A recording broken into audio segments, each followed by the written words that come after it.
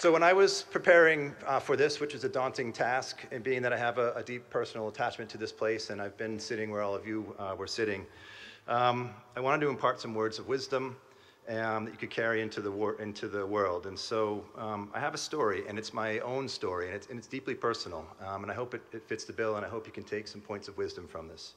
And this is my backpack analogy.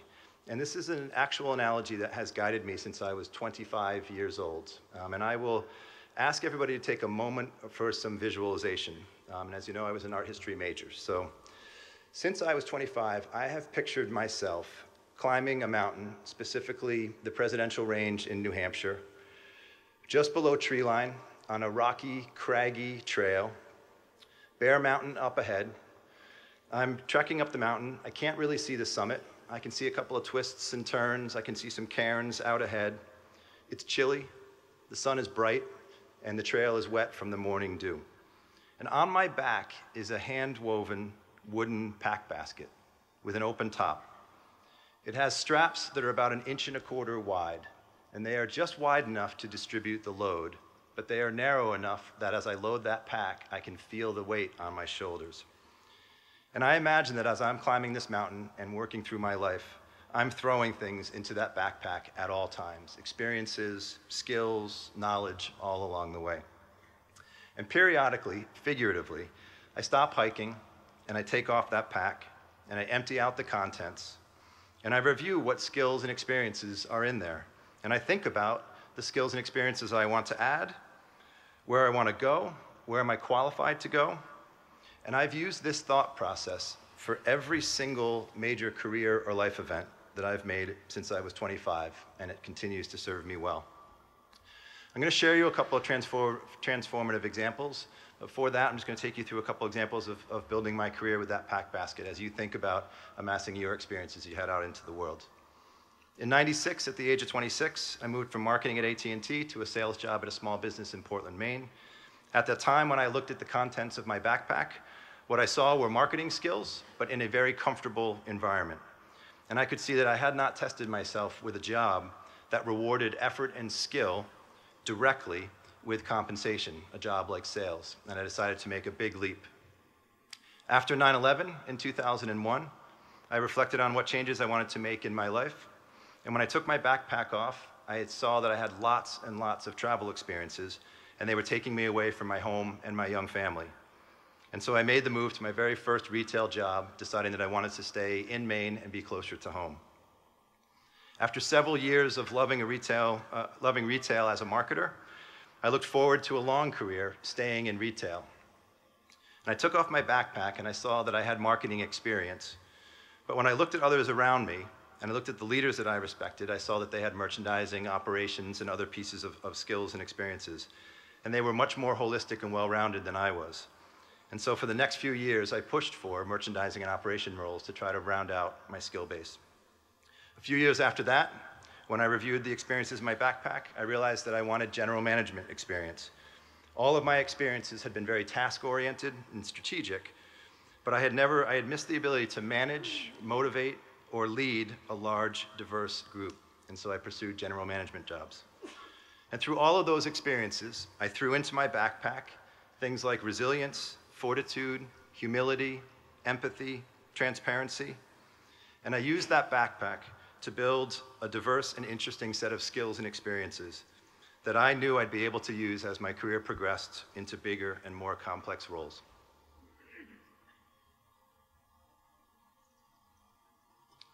I'm going to share with you a couple transformative experiences. And don't worry, I know I'm between you and graduating, so not too long, don't worry. First one is to share from 2007. I had joined the Belgian retailer, L.L. I was first working for their business in Maine, it's called Hannaford, and then I was in Florida for 4 years working with Sweet Bay supermarkets. And one day I was sitting in my office in Florida, and I was thinking about the future. And I was wondering how I was going to distinguish myself later in my career.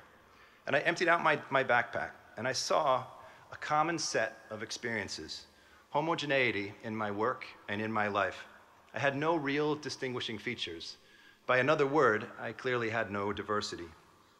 And I recognized that if I stayed where I was just going to be another middle management, middle-aged, US-centered white guy. I had no truly distinguishing features. And I thought, if I wanted to distinguish myself, maybe I could provide the diversity to another organization.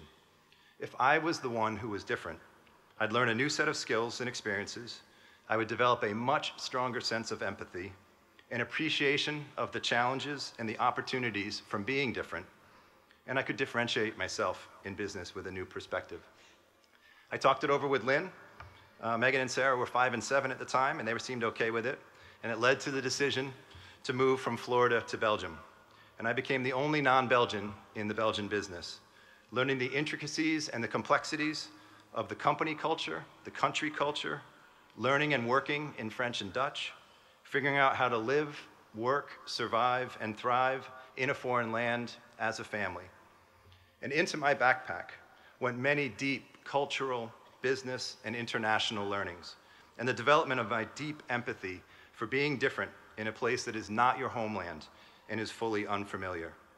And equally, a very deep appreciation for how diversity and diverse experience can dramatically improve solutions and decision-making.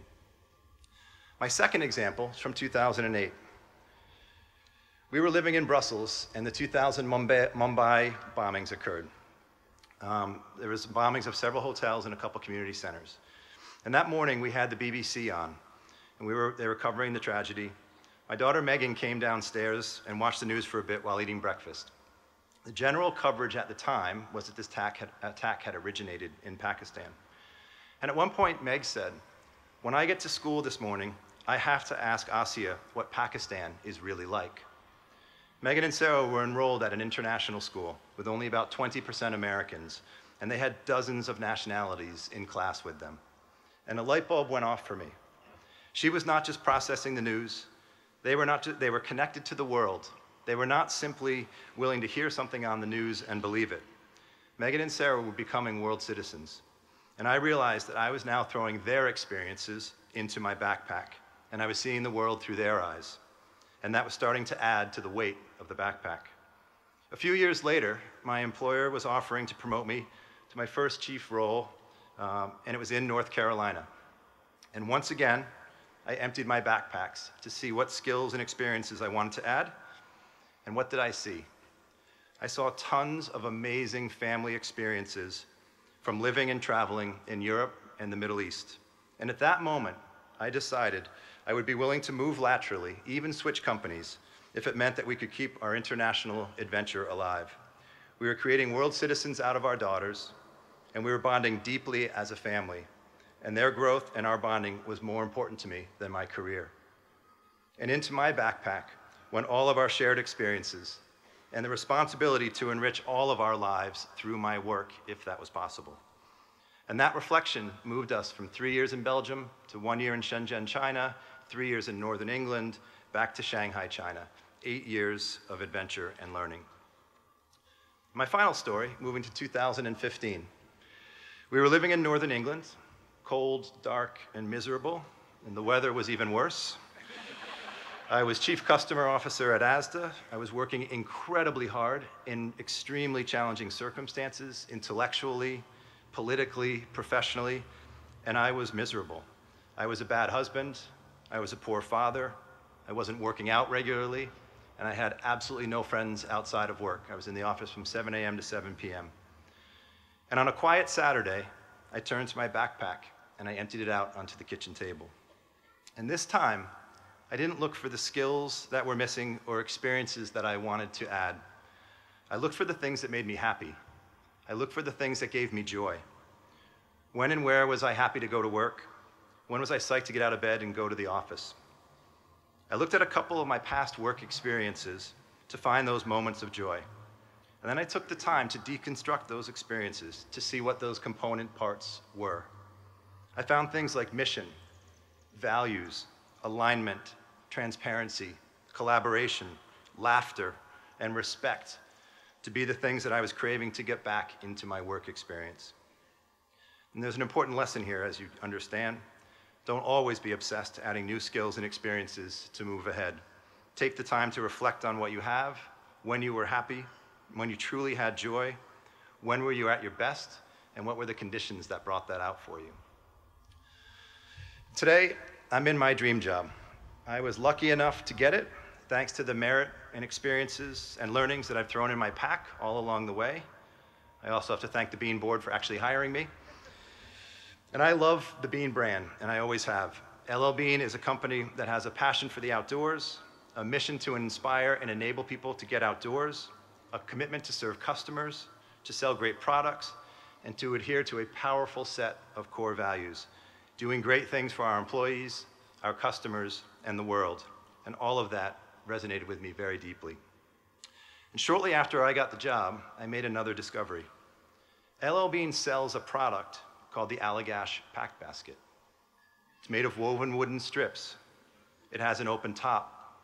It has carry straps that are sturdy enough to carry the load, but are still thin enough that you can feel the weight of the pack as it fills. The L.L. Bean Allagash Pack Basket is identical to the one that I've had in my imagination since I was 25 years old. And that pack basket now sits in my office. It reminds me to continue adding new and different experiences from many different perspectives. It reminds me to reflect and pause, and it signifies my journey, past, present, and future, and will continue to guide me. And for a little surprise, I have a pack basket for all of you graduates. So,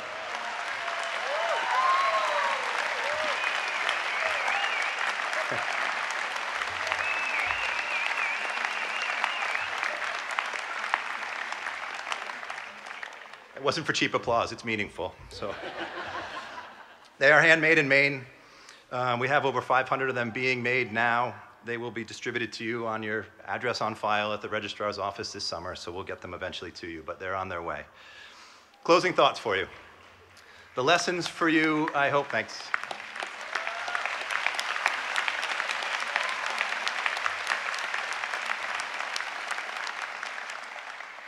The lessons for you, I hope, are obvious. Think about your life as a journey. Actively think about adding experiences as you move through the next exciting chapters of your lives as Dickinson graduates. Don't be afraid to move forward, go backwards, sideways, adding new skills, experience, and fulfillment. And equally important, don't always be on a quest to add. Slow down sometimes. Take the time to reflect upon what you already have and how you want to use old skills, or find moments where you've had an experience that you want to replicate. And most importantly, you already have a metaphoric Allagash pack on your backs right now. Dickinson College has provided you with the knowledge, the skills, the experience, the relationships that have already begun to fill up your packs. Specifically, the Dickinson curriculum and the approach has given you the ability to see issues and challenges from multiple perspectives and through many cross-cultural domestic and international experiences.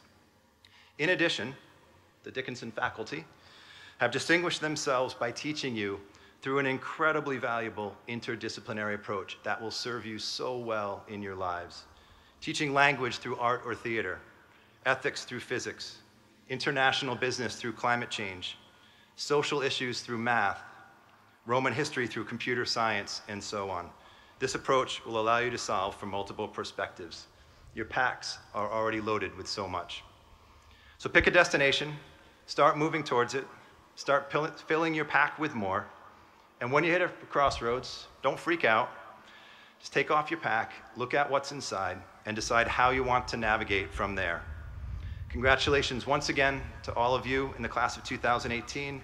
We expect great things from you, and we hope that you will change this world. I wish you all the best in your journey.